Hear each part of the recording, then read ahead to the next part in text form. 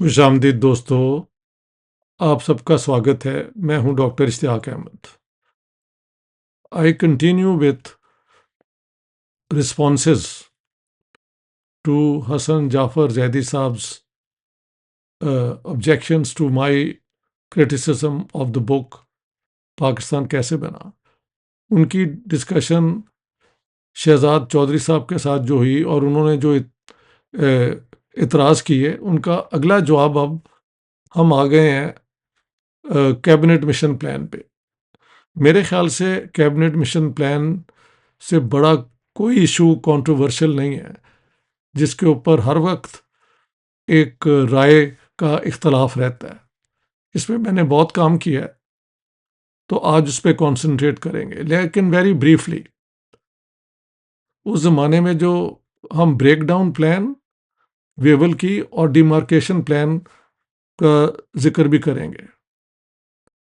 देखें, जब Shimla conference fail हो गई और वेवल की कोशिश थी कि एक इंटरिम गवर्नमेंट बने, मुस्लिम लीग, कांग्रेस की मिल के और बाकी पार्टीज भी इंक्लूड हो, तो जिन्ना साहब ने उसको रिफ्यूज़ कर दिया उसको मानने में, जब उन्होंने कहा कि सिर्फ मुस्लिम लीग मुसलमानों को नॉमिनेट कर सकती है। हालांकि by that time Muslim League ने कोई इलेक्शन नहीं था जीता, 37 में हार गए हुए थे। इलेक्शंस आर लेटर इन 45, ये जून 45 की बात हम कर रहे हैं। इसके बरक्स पंजाब के जो चीफ मिनिस्टर थे सर खिजर याद टिवाना, वो 37 में इलेक्ट हुए थे। तो एक ख्याल था कि अगर कांग्रेस नॉमिनेट नहीं कर सकती तो Wavell wanted to nominate him as a Muslim member of the interim government. उसको भी जिन्ना साहब ने रिजेक्ट कर दिया, ये स्टैंड ले लिया कि सिर्फ मुस्लिम लीग कर सकती है। खैर, शिमला कॉन्फ्रेंस फेल्ड एंड जिन्ना क्या मैंने कोट किया है कि आई रेक्ट द शिमला कॉन्फ्रेंस। अब हम आ जाते हैं कि वेवल, अनलाइक लिनलिथ गो ने कहा था 1943 में, जब उसने वो क्विट इंडिया मूवमेंट को बुरी तरह स्मैश किया था, to Wavell who was going to become the viceroy, we are here for another 30 years, that is 1973। लेकिन जब वेवल ने टेक ओवर कर लिया 43 में, तो उसके बाद वेवल ने नोट किया है कि भाई ये जो इंडियन पुलिस हमने तैयार की हुई है और ज़्यादा से ज़्यादा जो इंडियन आर्मी है, उस पर अब हम एतबार नहीं कर सकते। इनमें से कुछ लोग जापानीज इंडियन नेशनल आर्मी में बोस के साथ हो गए हैं। तो इन हालात में अगर हमें हिंदुस्तान छोड़ना पड़े मजबूरन, तो फिर हम कैसे छोड़ेंगे? तो उसमें है ब्रेकडाउन प्लान। ब्रेकडाउन प्लान में यह था कि अगर मुसलमान चाहते हैं कि उनको अलग मुल्क दिया जाए तो दे दो, लेकिन पंजाब में और बंगाल में जहाँ पे गैर मुस्लिम है, उनको फोर्स नहीं किया जा सकता इस पाकिस्तान में रहने के लिए। इसके बाद ये थी 27 दिसंबर 1945। 7 फरवरी 1946 को फिर उन्होंने डीमार्केशन प्लान बनाई कि पंजाब और बंगाल के जो हैं डिवीजन किस तरह होगी अगर इंडिया की डिवीजन होती है। ये टॉप सीक्रेट दोनों थे डॉक्यूमेंट जो he sent to the government in London, और कहा कि इसको आप ऐलान कर दो एज एन अवार्ड। अवार्ड वो होता है जो आप क्वेश्चन नहीं कर सकते, आपको मानना पड़ता है। और उसने कहा था कि अगर हम जिना को ये एहसास दिला दें कि मियाँ पार्टीशन अगर करवाओगे तो फिर पंजाब और बंगाल की भी होगी, तो हो सकता है जिना जो है पार्टीशन के इस डिमांड से दूर हो जाए। तो the British, as I was saying, were first of all not ready to pass on power to Indians, and if they had to, वो किस हालात में चाहते थे कि इंडिया एक लूज किस्म की यूनियन किसी तरीके से रहे और एक डिफेंस ट्रीटी के जरिए वो बरतानवी कॉमनवेल्थ का हिस्सा बने। ये आगे चल के वो मैं सारा एविडेंस दूंगा। अब हम आ जाते हैं कैबिनेट मिशन प्लान पे।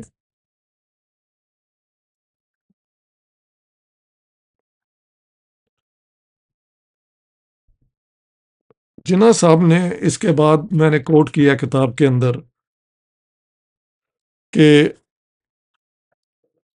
उन्होंने कहना शुरू कर दिया, 43 में उनका बयान है कि अगर ये यानी ये anyhow he threatened civil war का उन्होंने भी ऐलान किया। ये अपना एक अमेरिकन जर्नलिस्ट था न्यूयॉर्क टाइम्स का, उसमें जब ये खबर आई अखबार में कि जिन्ना थ्रेटन सिविल वॉर, तो उसने पूछा what do you mean by civil by revolt, के हम रिवोल्ट कर देंगे।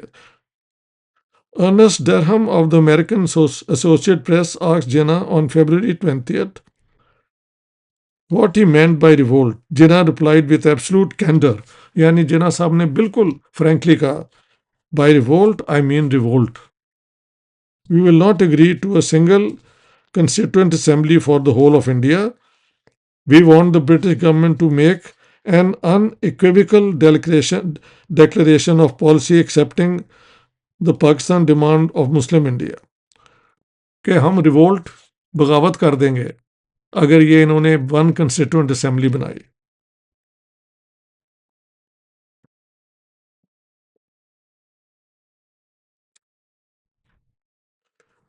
ये बातें चलती रहीं।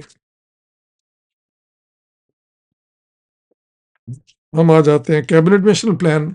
अंग्रेज़ों ने भेजी जब देखा कि जो ये इलेक्शन का रिजल्ट आया उसमें तो पोलराइजेशन हो गई है, मुस्लिम लीग को लैंडस्लाइड मिली, उसके जो रिजर्व्ड सीटें थे मुसलमानों की उसमें लैंडस्लाइड, पंजाब में, सिंध में, नॉर्थ वेस्ट फ्रंटियर में, हर जगह पे जो रिजर्व सीट्स थी इन्होंने जीती, लेकिन इनके पास कहीं भी मेजॉरिटी नहीं थी हुकूमत बनाने की। ये भी है, उस पर मैं बाद में आऊँगा जब हम पंजाब की वो तकसीम पे जो झगड़ा हुआ, जो कम्युनल वायलेंस हुई, उस पर जिक्र करेंगे। Any how cabinet mission plan फिर भेजी गई और इससे पहले एक फरवरी 46 में एक नेवल अपराइजिंग हुई थी। ये नेवी में जो काम करते थे अपना इंडियंस, मुसलमान, सिख, हिंदू, उन्होंने बगावत कर दी थी फरवरी 46 में। और उन्होंने अपने जो इंग्लिश अफसर थे या कुछ थे उनको मारा भी गोलियां। इसके बाद अंग्रेज़ों ने बड़ी बेदर्दी से फ़ौज इस्तेमाल करके इसको क्रश किया, बॉम्बे में, कराची में। कहते हैं कुछ और जगह पे भी किया गया था ये बगावत, हो सकता है, but definitely Bombay and Karachi. इसके ऊपर ना कांग्रेस ने सपोर्ट की, ना मुस्लिम लीग ने सपोर्ट की, सिर्फ कम्युनिस्ट पार्टी ने भी इन्हें कहा नहीं था, लेकिन ये उनसे इंस्पायर हुए थे और सिर्फ उन्होंने सपोर्ट की। नेहरू का मौक़िफ़ था कि ये क्योंकि ब्रिटिश स्टेट इतनी पावरफुल है, इसके खिलाफ बगावत कामयाब नहीं हो सकती। पटेल ने कहा था कि ये सरेंडर कर दो अनकंडीशनली। और जिन्ना साहब का भी बयान था, वी हैव नॉट, ये जो है naval rating, this is inimical to our interest, to Muslim Indian interest. ये सारों का मेरा एक वीडियो भी है इसके ऊपर। अब हम आ जाते हैं कैबिनेट मिशन प्लान पे। जरा सुन ले, दो ये 2 अप्रैल को डिस्कशन इन्होंने सब इंडियन लीडर से की। Maulana Abul Kalam Azad met the delegation in Wavell. He opposed the two-nation theory, partition, and the creation of Pakistan. One interesting argument he put forward was that since substantial minorities would be found in both India and Pakistan, partition would not solve the so called communal problem. Also, while the Hindus and Sikhs in Pakistan would be financially strong and powerful, the Muslims left in India would be predominantly poor and powerless. ये idea भी partition का अजीब था कि दो मुल्क तो बन जाएंगे लेकिन माइनॉरिटीज वहीं रहेंगी, और अगर रहीं तो फिर अपोज ने अबुल कलाम आज़ाद जो प्रेसिडेंट थे कांग्रेस के, उन्होंने ये पोजीशन ली। गांधी मेट, और उन्होंने कहा था, he propose that for the interim period Jinnah should be asked to form the government and choose the ministers he wanted. However, there should be one constitution making body. Such a government would be responsible to the Central Assembly and ministers draw from the provincial legislatures. Gandhi ने कहा कि भाई आप जिन्ना साहब को कहें कि आप हुकूमत बना लें सारे हिंदुस्तान के लिए, लेकिन एक कॉन्स्टिट्यूशन सारे इंडिया की यूनिटी के लिए होगी। तो पैथिक लॉरेंस ने कहा था, one of the three ministers, कि उसमें तो मेजॉरिटी हिंदुओं की होगी। तो गांधी ने कहा था दैट इज इनएविटेबल। ठीक है। अप्रैल 4 को जब जिन्ना साहब मिले तो जिन्ना साहब को उन्होंने कहा कि आप ये नॉर्थ ईस्ट और नॉर्थ वेस्ट में जो पाकिस्तान बना रहे हैं, तो ये इस पे उन्होंने कहा कि if Mr. Jinnah could not convince the delegation of the defensibility of Pakistan, he was rather driving the mission into the solution of handing over authority to a united India. Jinnah retorted that if he had not convinced the delegation, he could not do so. He could not agree to anything which would derogate from the sovereignty of Pakistan. Delegation ने कहा कि मियाँ बात सुनो, ये जो पाकिस्तान होगा east और वेस्ट पाकिस्तान में, इसको मिलिटरीली कैसे डिफेंड करोगे? और हकीकत भी ये है, जब पाकिस्तान बन गया तो 65 वॉर में अगर इंडिया चाहता तो they could just walk into East Pakistan. वहाँ पे तो चंद बटालियंस थी। पाकिस्तान का मिलिट्री डॉक्ट्रिन था कि a strong Punjab is the guarantee of the unity of Pakistan. A very strange thing. अगर आप पूरे ईस्ट पाकिस्तान को मिलिटरीली डिफेंस के लिए तैयार ही नहीं करते और सारी डिफेंस पंजाब में होती है, हाउ? तो दिस इज वन एग्जांपल कि ये डिफेंसिबल कैसे होगा।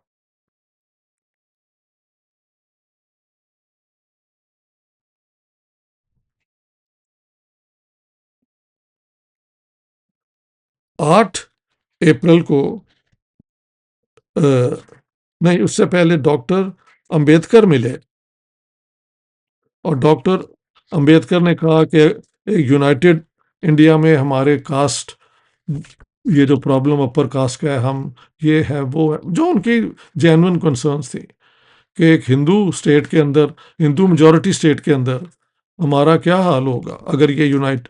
तो क्या कहा अंग्रेज़ों ने कि sorry, we are living in India, अब तुम ये करो कि कांग्रेस के लेफ्ट विंग के साथ अपने तल्लुक बनाओ, वी कांट हेल्प यू। तो बाकी वैसे अंबेडकर को वो इस्तेमाल करते रहे हमेशा, ख़ास तौर पे ये जो 3 हुई थी लंदन के अंदर राउंड टेबल कॉन्फ्रेंसेस, और बाद में भी। लेकिन जब देखा कि अब हमने ट्रांसफ़र ऑफ पावर करनी है तो कह दिया कि भाई sorry, we are living, we can do nothing for you, try to connect with the left wing, यानी नेहरू और ये सोशलिस्टों के साथ तुम हो जाओ जो तुम्हारी मदद शायद कर सकते हैं। इसी तरह नेशनलिस्ट मुस्लिम मिले, जिसमें शेख हिसामुद्दीन जो थे मजलिस अहरार के, उन्होंने कहा कि हम यूनाइटेड इंडिया में यकीन रखते हैं और ये मुस्लिम लीग की जो बात है, we are against the partition. एक डेलीगेशन मिला जो अंबेडकर के खिलाफ था। उन्होंने कहा जी हम हिंदुस्तान की आज़ादी में यकीन रखते हैं, और कांग्रेस ने जो पूना पैक्ट किया है, पूना पैक्ट में ये था कि 1932 में महात्मा गांधी और डॉक्टर अंबेडकर मिले थे। उससे पहले 32 के अंदर कम्युनल वार्ड में दलित्स को भी सेपरेट इलेक्टेड्स दे दिया था, जिसपे गांधी ने कहा कि ये हर ग्रुप को अलग अलग करते जा रहे हैं because they don't want the Congress position for freedom of India to be strong. खैर, अंबेडकर और गांधी की ये मुलाकात हुई 32 में, और अग्री किया उन्होंने कि ये डिप्रेस्ड कास्ट जो है इनके लिए रिजर्व होंगी सीट्स, और ये इंडिया के कॉन्स्टिट्यूशन का हिस्सा है आज तक। 22.5% रिजर्व सीट्स थी एजुकेशनल इंस्टीट्यूशंस में, प्रेसिडेंशियल और सेंट्रल असेंबली में, और गवर्नमेंट पोस्ट में, और उसको उन्होंने रिस्पेक्ट किया। देखें, हिंदू थियोलॉजी अगर वो होती ना कांग्रेस की बुनियाद, तो दलित को तो एक वोट नहीं, उसकी तो इंसानियत ही क्वेश्चनेबल है। और ब्राह्मण को चाहे आप 50,000 वोट दें, लेकिन इंडियन कॉन्स्टिट्यूशन ने ब्राह्मण को भी एक दिया वोट, और ये जो दलित हैं उनको भी एक एक कर दिया, औरतों को भी वोट दे दिया। सो पॉलिटिकली थियोलॉजिकल मानुस्मृति जो है dead by the Indian constitution, जिस पे ये हिंदू जो राइट विंग है बहुत नाराज है, चाहे वो एडमिट ना करें।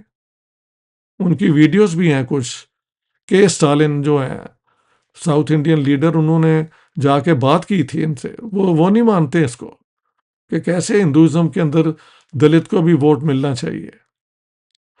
इंडिया के अंदर 4 दफा मायावती जो एक दलित हैं, वो चीफ मिनिस्टर रही हैं यार यूपी की, जिसकी पॉपुलेशन इंडिया जितनी है। अब एक बड़ी स्ट्रांग पढ़ी लिखी दलित इंटेलेक्चुअल्स हैं जो हर वक्त ये जो है हिंदू थियोलॉजी के खिलाफ बात करते हैं, और ओपनली करते हैं, और हर यूनिवर्सिटियों में हर जगह आपको मिल जाएंगे। तो उनके भी हालात बदल गए हुए हैं। एनी हाउ, तो इन्होंने कहा जो डिप्रेस्ड क्लासेस के थे कि वी विल, क्योंकि कांग्रेस ने कहा था आपका आपके राइट्स हम पूरे रिस्पेक्ट करेंगे।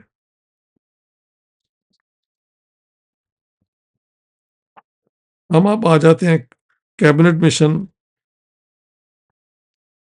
ये बड़ी डिटेल्स मैंने की हैं, आप सारे वहां पे पढ़ लें। कैबिनेट मिशन ने कहा कि ये जो मुस्लिम लीग डिमांड कर रही है पाकिस्तान, उसके अंदर नॉन मुस्लिम इतने ज़्यादा होंगे कि जो आइडिया है कि Hindu Muslim communal problem resolve हो जाए, ये होएगा नहीं। तो Pakistan we cannot conceive concede, sorry. So these were the main things. There should be a union of India embracing both British India and the princely states, which should deal with foreign affairs, defense, and communication, and have the powers to raise finances regarding required for these three areas of government. All other areas of policy would be vested in the provinces. The princely states would retain all powers other than those ceded to the Union. The provinces would be free to form groups, with each group forming their own executives and legislature, and each group could determine the provincial subjects to be taken up in common. The constitutions of the union and of the groups should contain a provision whereby any province could, by a majority vote of the legislative assembly, call for reconsideration of the terms of the constitution after an initial period of 10 years and at 10 years interval. यानी कि एक union होगी जिसके पास ये तीन subjects होंगे, foreign affairs, defence and communications, और इसके लिए सिर्फ वो रेज कर सकते हैं taxes, not for any other things. Everything else would be given to the provinces, यानी ऑल रेजिडुअल पावर्स। और हर 10 साल के बाद उन्होंने तीन ग्रुप बनाए, ए, बी और C. We you all know what A, B and C are about. A were Hindu majority provinces, B were Muslim majority provinces of northwestern India, and C was Muslim majority provinces of Bengal, और असम को भी attach कर दिया, हालांकि Assam was 70% Hindu.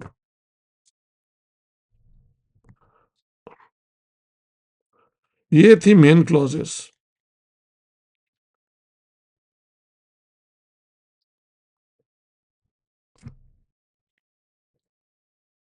जिन्ना साहब की 22 मई को statement है कि हम तो इसके खिलाफ थे कि ये 3 ग्रुप बनाए जाएं। हम कहते थे मुसलमान प्रोविंसेस एक ग्रुप बने और हिंदू मेजॉरिटी प्रोविंसेस एक ग्रुप बने। एक तो ये हमारी बात नहीं मानी और हमें पाकिस्तान नहीं दिया गया, लिहाजा इसके ऊपर हम अपनी पोजीशन बताएंगे।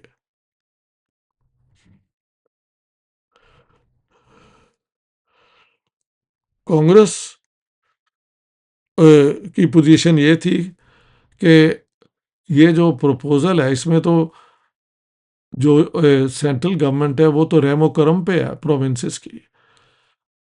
As long as there is not an effective centre, इतना बड़ा Indian with all its complications cannot be function as a coherent state.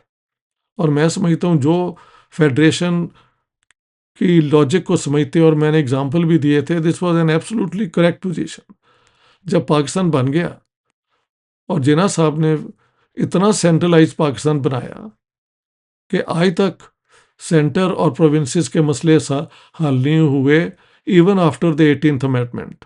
India ने तो जो अपना फेडरेशन बनाई वो आज तक फंक्शनल है। So there is a big proof कि ये जो एक वीक सेंटर वाली बात है ये नॉनसेंस थी शुरू में, और अंग्रेजों ने ये क्यों किया अगले वीडियो में मैं बताऊंगा।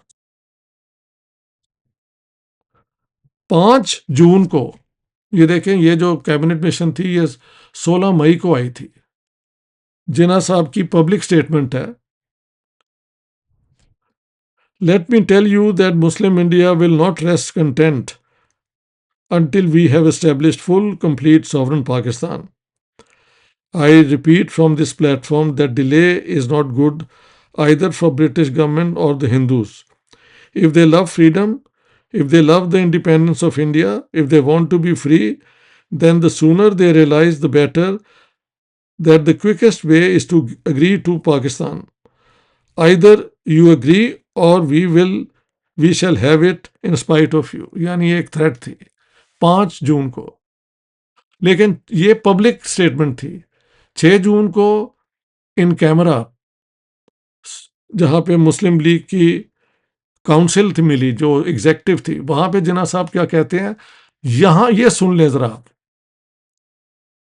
जिन्ना साहब ने वहां पे बिल्कुल जो एक दिन पहले कहा था उस पर रिवर्स हो गए।